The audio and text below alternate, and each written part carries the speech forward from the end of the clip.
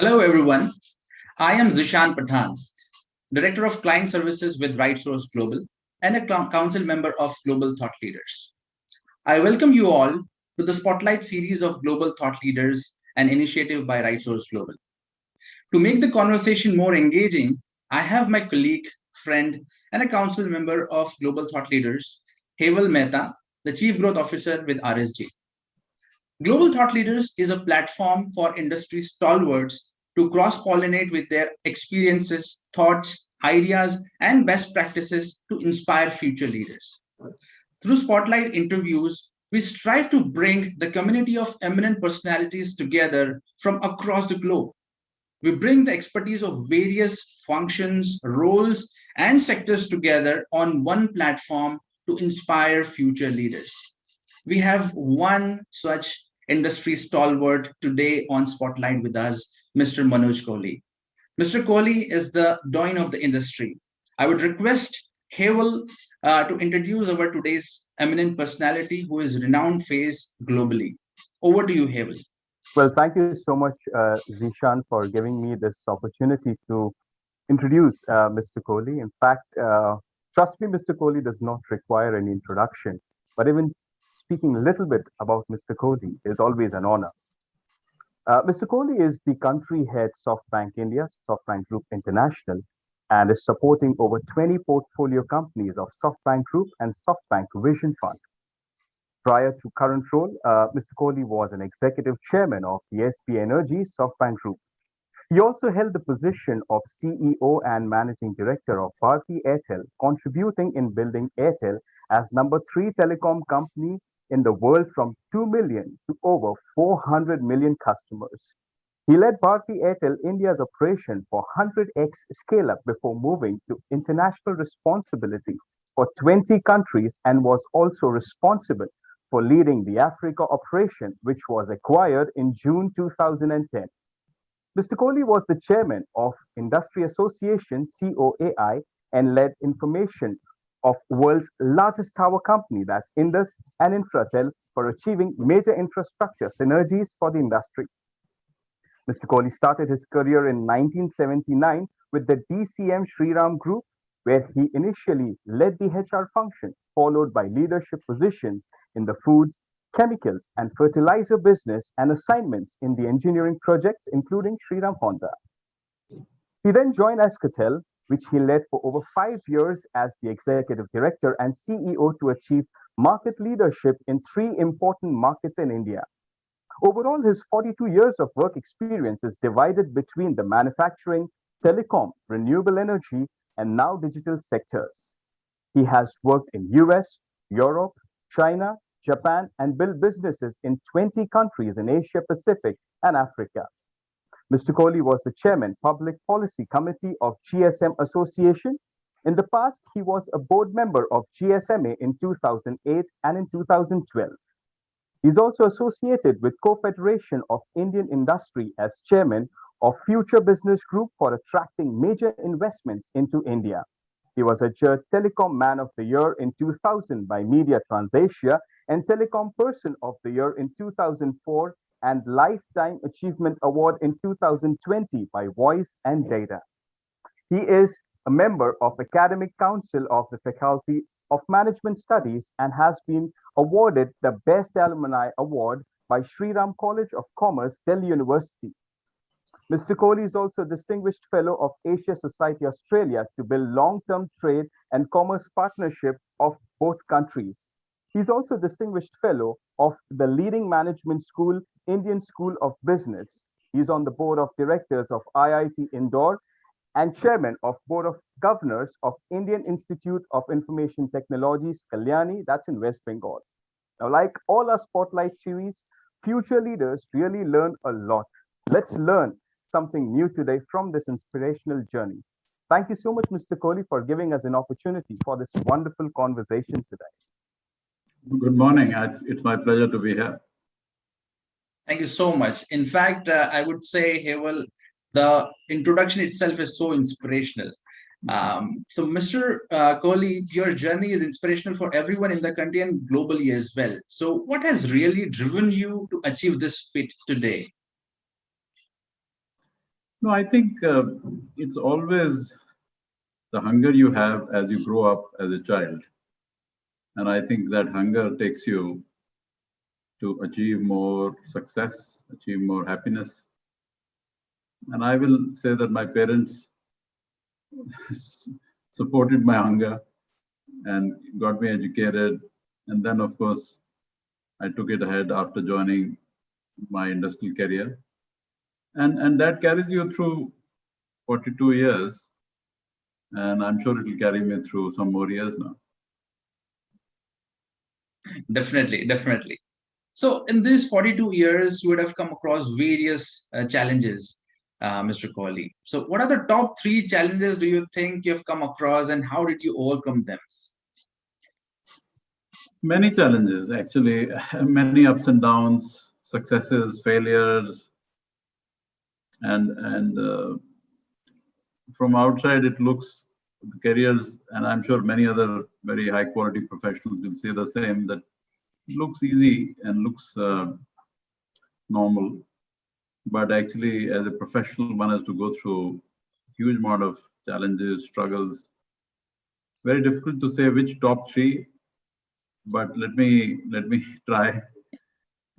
First was Calcutta. I was posted by DCM Shriram Group for a turnaround of a sick company, and it was really tough because that was my first assignment as a general manager, a business manager, and that too in Calcutta. Calcutta, as you know, is a tough place, especially when it comes to labor and unions. So luckily, I was able to have a breakthrough. This was in '89, and really struggle, work hard, work smartly, and get over the problems. But it was tough for a young person. I was maybe only 30 then. Um, next tough was when we were building Airtel India. Uh, it was very exciting. I mean, I will not call it a tough experience, but very exciting experience. The only thing is we did a lot of things. For example, in one of the years, we commissioned more than 30,000 new towers, new towns, villages, which was, I think, the world record at that time. Not easy because every tower needs 39 compliances, approvals, regulatory approvals, etc., which we wanted to fully comply and build a team, build a company, build infrastructure. So, but there was so much positive momentum. There was so much a bonding of the team that one could achieve it. And I feel that our unique business model was built around the same time. I'm talking of 2002, 2003, and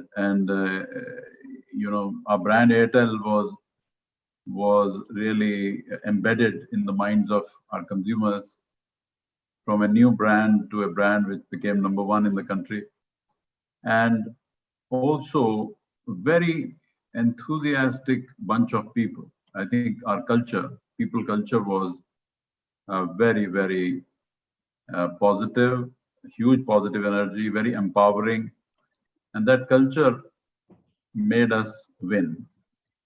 So it was a period of maybe 10 years when one was able to deploy all your management learnings in a real life situation and a tough situation.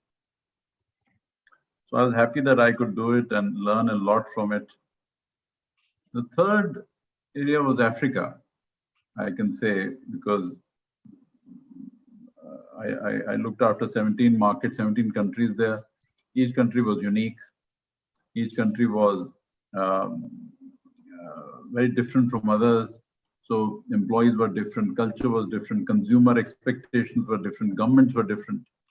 So one had to customize one's approach, because India was one. I mean, there are states of India, but generally many things are common. But in Africa, it was not like that. So one had to adjust. Even the consumer behavior was so different. For example, a lower tariff didn't result in higher usage, which was the big phenomena in India. So Africa was different. The consumer behavior is different. Uh, so, so that I was there for about 4 years, and I think that was also a very tough experience. But I think came out of it well. Now Africa is doing well. It's profitable. It's maybe one of the most profitable amongst telcos in Africa. Doing well. The brand is well embedded into psyche of customers. The relationships with government, with other stakeholders are very positive. So it takes time. One thing I've learned from all these experiences, it takes time. You need very strong willpower and resilience to really woodpecker yourself again and again. It doesn't happen so fast because these organizations, these businesses, these multiple countries are complex businesses, and therefore you uh, need to really commit yourself fully and passionately to it. Without ownership, without passion, you will never be able to overcome such struggles. That was inspirational, Mr. Kohli. And I must say, this brand Airtel, it really resonates with me because I am a loyal customer since last more than 15 years now. So I can really Thank you. relate to it. Thank you to you. Yeah. So, um, so Mr. Kohli, just wanted to know more about insights about yourself, right? What are the key highlights of your personality which you think have added value to your growth? As I was saying earlier, it all starts, the personality is built in childhood. Yeah. After 15, it's very difficult to change personality. That has been globally researched. So once you have a personality at 15, after that, minor tweaks can happen, minor changes can happen, but no major change can happen. So I think there are three things, actually 3H, which I learned from my parents. One was hard work. So they said working hard is the only way to succeed. There's no shortcut to it. So just work hard. Work hard also includes smart work, where you use all your gray matter, use all your intellectual capability. So that was one. Second was honesty. That be honest, be straight, be candid. Once you're honest, then everyone around you will also follow you. And you don't have to, be embarrassed later. So I have followed that dictum very, very solidly because honesty leads to great success. Initially, you may have some problem, but finally it leads to great success. The third thing which they taught me was humility, that be grounded, be humble, uh, whether you're meeting the senior most people or junior most people, doesn't matter. Be respectful to everyone, be humble. Especially when you succeed, be grounded. So that when you are going through some tough time or low times, people will be with you. That's a very important learning I did. So I think my personality was built around these few principles, which I learned around that time, and I have continued trying to follow the same. Which pretty much reflects in every conversation that you do, Mr. Kohli. I would definitely say that. So,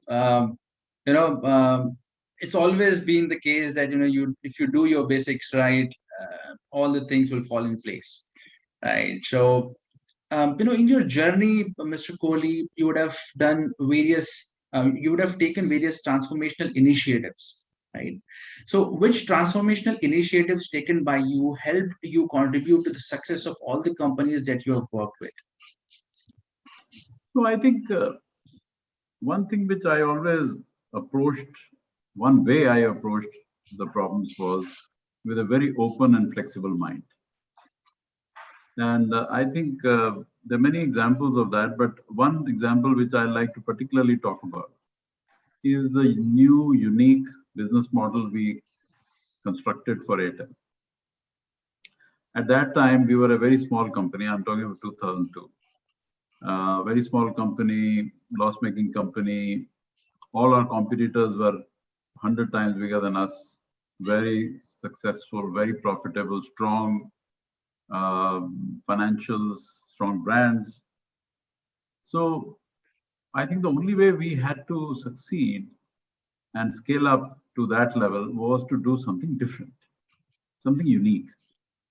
So we followed that, and we had a very, I remember a very comprehensive workshop at Agra at that time of all the senior team members, and we felt that we took two decisions there. One was short-term decision of next year or two, that let's do a lot of work at the ground, remain below the radar, but be very strong in the market, because we don't have too many financial resources to spend on marketing or branding, etc., etc. So that decision was very finally turned out to be extremely good for our long term, because company got used to very strong ground positioning, ground hard work, ground positioning at the retailers, at the customers. And even today, that muscle of the company shows that our market share of Airtel is improving even today, despite very cutthroat competition. So I think that was a good decision, which was a short-term decision, but it has had long-term impact. The second decision we took was on the business model, and that is what I wanted to talk about. And that model we adopted was that we will do what we know, and we will not do what we don't know. Which means that if we know how to build a brand, know how to motivate people, if we know to work closely with Government of India on new regulations, etc. If we know all these things, we'll do that. But if we don't know the network technology, 2G, 3G, 4G, and etc., we'll get our partners to do it, who have domain expertise in those areas. Second, if we don't know IT and billing systems, etc., we will get our partners to do it. Thirdly, if we're not great in running call centers, we'll not do it. We'll invite the BPO companies who are experts in that. Similarly, we did everything. So we built a partner ecosystem, and outsourcing was started. And that helped us scale up the company, as Heval was saying, 100 times nearly to 400 million, basically because our partners supported us. Our unique business model supported us. And this model was first time in the world. Many people had doubts whether it will work or not work. But finally, it worked because we were open and flexible to execute it in the right way. I'm really delighted to say that the team was really fantastic. Our team was fantastic, who understood the new model, who implemented the new model with all their gusto and all their enthusiasm, and took ownership of its success, which is very important for any new project. So I will say that example reflects what we can do if you have an open and flexible and futuristic mind. Understood. Insightful, I would say. Right. So, Mr. Kohli, the aspiring future thought leaders would like to be guided to avoid mistakes in their career path, right?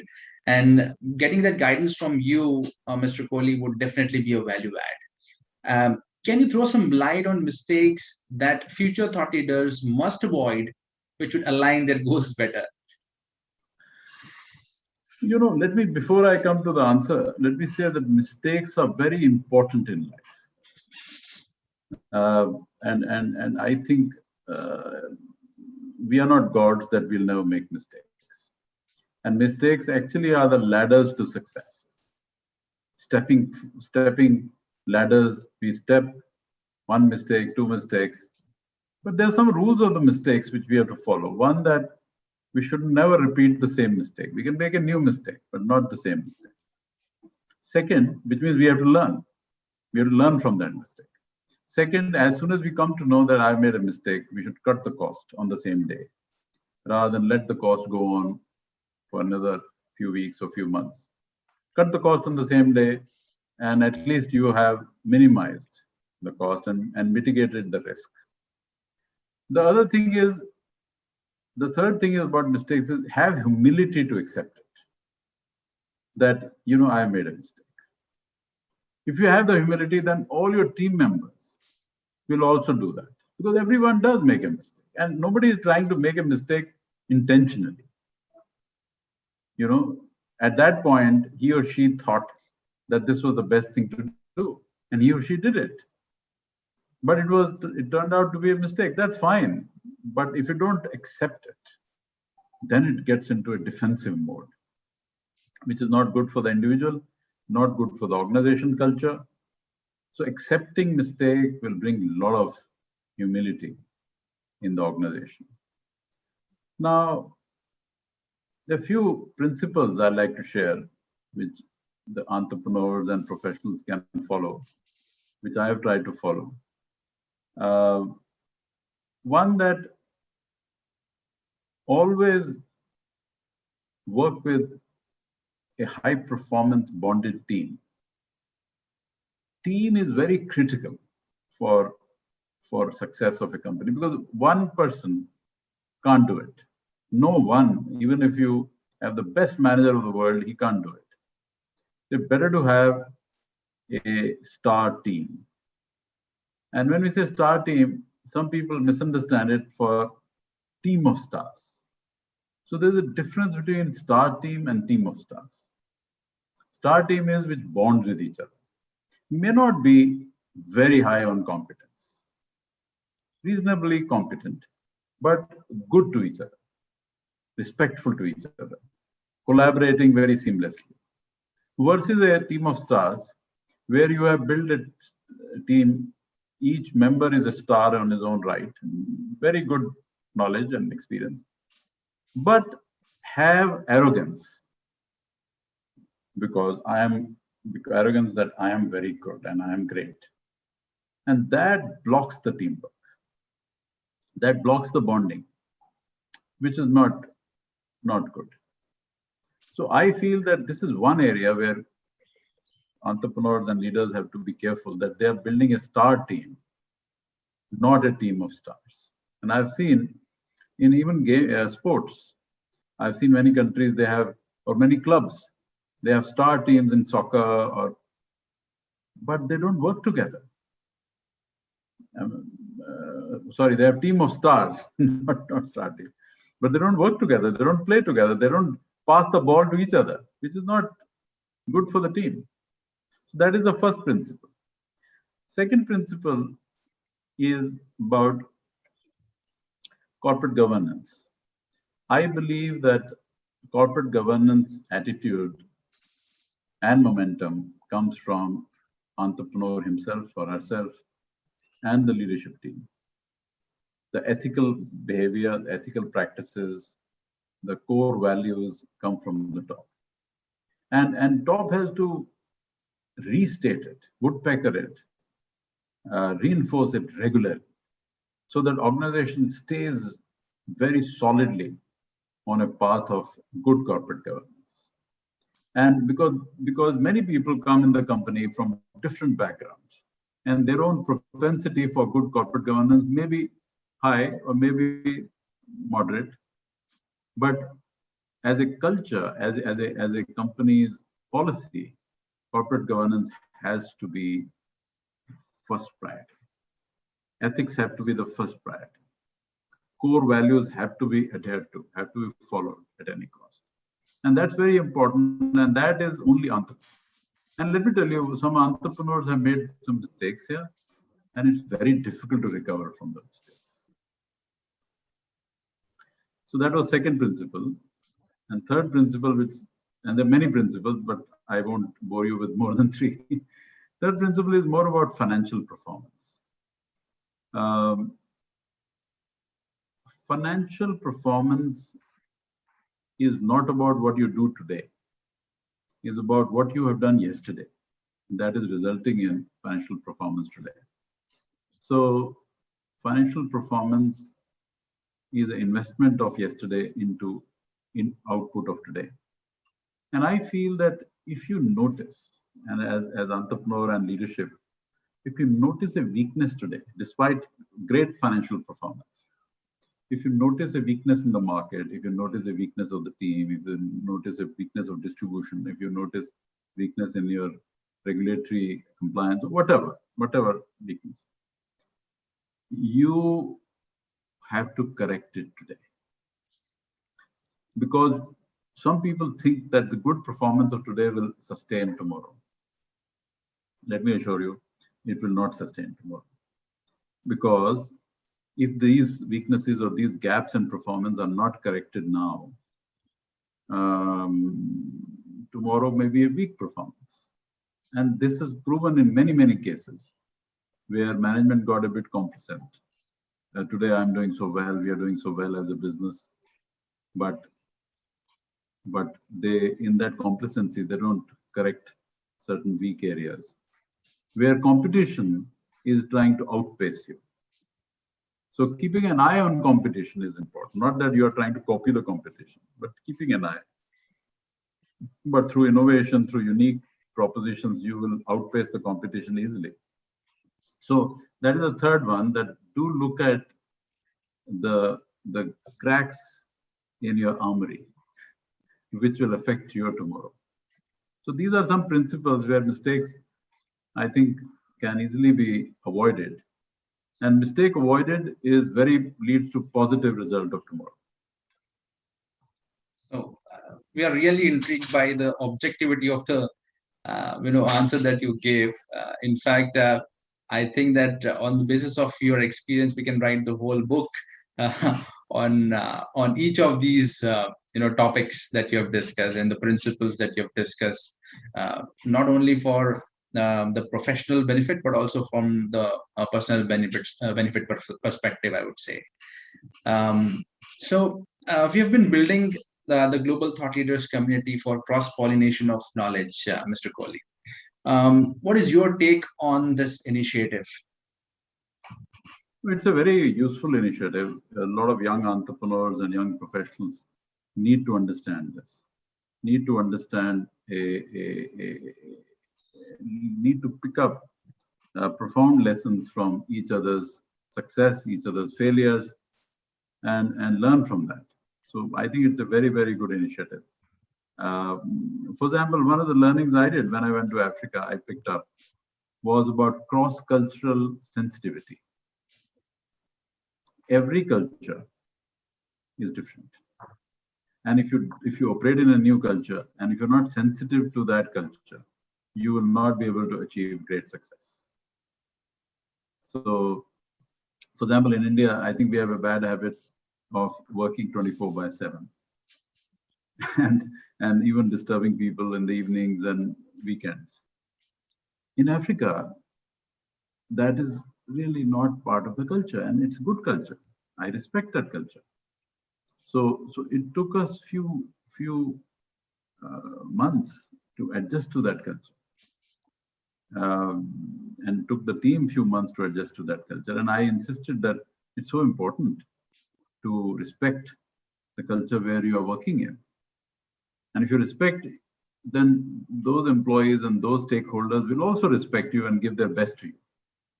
So I'm just giving one example how you have to learn. So hence all these new entrepreneurs, professionals who are taking bigger responsibilities, doing bigger business, it will be great if they can learn from these experiences. Well, that was an amazing conversation. Absolutely, yes. And I would say today's spotlight were on few things, and I'm sure all the viewers and all the listeners to this recorded session will not only learn, but they will try and implement it immediately, effectively, there and then. Certain pointers that we really liked, and I'm sure everyone would agree to it. Success does not have a shortcut. We have an example right in the screen. Success does not have a shortcut. Never make same mistake again and again. But if you're making a mistake, it's not bad. Make a mistake, but learn from that mistake. That is what Mr. Kohli has mentioned. And this golden word, trust me, can change anyone's life. Followed by the three principles. Really, really amazing, I would say. And rightly, Zishan mentioned that three principles, and in fact, adding more topic can really make a book in name of Mr. Kohli's success journey as well. Today's spotlight was really, really interesting. And my request to all the viewers would be that no matter however successful you become, keep yourself at the level and respect each and every designation. That's what we've learned from today's spotlight conversation. We really thank Mr. Kohli for giving us this valuable insights and throwing the right spotlight to the right words, right direction, which will definitely change the life of future leaders, the way they think, and really these leaders will be thankful when they watch this video. So thank you so much, Mr. Kohli, for giving us this kind opportunity to speak with you, learn a lot of new things from you, Mr. Kohli. And one thing I would really say, Mr. Kohli, what you just mentioned is what you are right now. There was a question on personality. Your personality cannot change once you are 15. And I believe that. Trust me, I believe that 42 years of hard work, Mr. Kohli, and smart work added to it makes a successful person like Mr. Kohli. So we really thank Mr. Kohli for coming on this platform today and giving us wide range of knowledge, which will definitely build professional as well as personal growth. The way of thinking that everyone will have will surely change post viewing this conversation. So once again, I thank you from bottom of my heart. I thank you from the entire Global Thought Leaders family and Right Source Global family. Thank you, Hemal, and thank you, Ishan. I was very happy to be with you. And if I am able to make some contribution to future entrepreneurs and future professionals, I'll be delighted. Thank you. It was a privilege speaking with you today. Thank you so much. Thank you.